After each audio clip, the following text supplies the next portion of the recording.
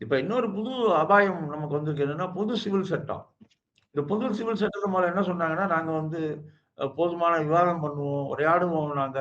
எல்லாரோடையும் பேசிக் கொண்டு வருவோம்லாம் சொல்லிட்டு இருந்த பாஜக, இன்னைக்கு கொஞ்சம் கொஞ்சமா அது என்ன பண்ணுதுன்னா, தேசிய ஜனநாயக கூட்டணி ஆளும் மாநிலங்கள்ல பொது சிவில் சட்டம் வரும் அப்படிங்கிறது பாஜகவுடைய கருத்து.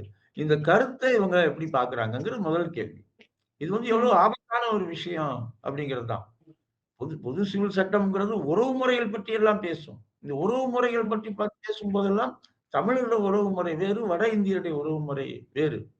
நெறைய ம். பிரச்சனைகள் இருக்கு. இந்த மாதிரியான பிரச்சனைகள்லாம் நமக்கு நெறைய அதுல வருது நமக்கு. இது இது குறித்தெல்லாம் மாநில கட்சியான அதிமுக அதனுடைய கருத்தை ம். தெளிவாக முன்வைக்கணும். இன்னொன்னு அதுதான் கூட்டணிக்கு தலைமைனா, இதெல்லாம் நீங்க பேசக்கூடாதுன்னு சொல்லணும். யார் கூட்டணி ம். தலைமை? அப்படிங்கிற பிரச்சனை இருக்கு இல்லையா?